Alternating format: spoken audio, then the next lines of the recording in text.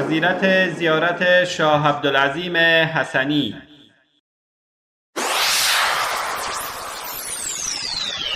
ابن قولوی در کامل الزیارات روایت کرده یکی از اهالی ری گفت بر امام هادی وارد شدم. آن جناب پرسید کجا بودی؟ عرض کردم به زیارت کربلا رفته بودم.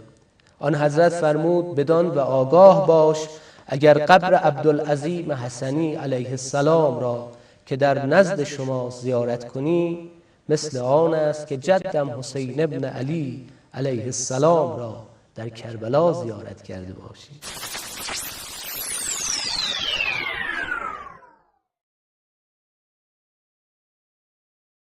بینندگان گرامی، غلو در زیارت قبر یکی از ویژگی‌های بارز مذهب شیعه می باشد، چنانکه اگر زمانی قبرها و زیارتگاه‌های مشهور آنها محو و نابود شود، فرقه‌ای به نام شیعه مفهومی نخواهد داشت.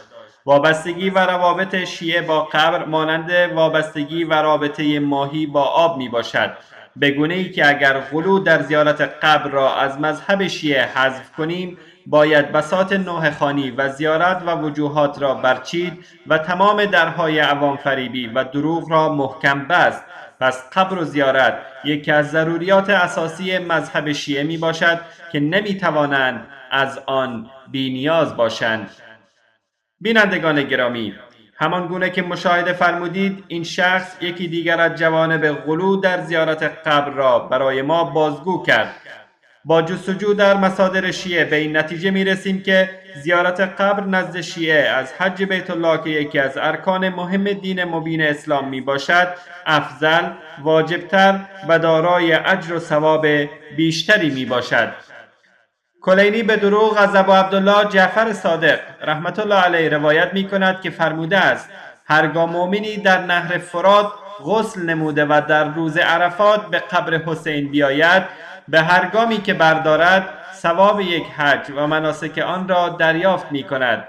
الکافی جلد 4 صفحه 825 باب فضل زیارت ابی عبدالله. البته این روایت دروغ بیانگر افراد در مورد زیارت قبر امام حسین رضی الله عنه می باشد، ولی ملاحظه فرمودید که شخص مذکور از ابن قولویه روایتی را نقل می کند که زیارت عبدالعظیم حسنی هم ثواب آن برابر با زیارت امام حسین است.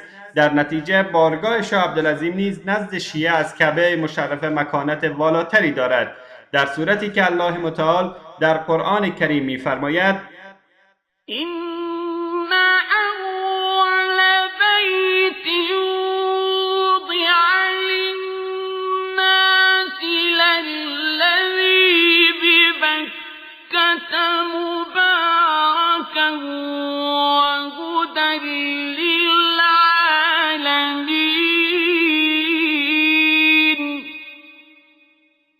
نخستین خانه‌ای که برای عبادت مردم بنا نهاده شد همان است که در مکه قرار دارد و برای جهانیان مایه برکت و هدایت است.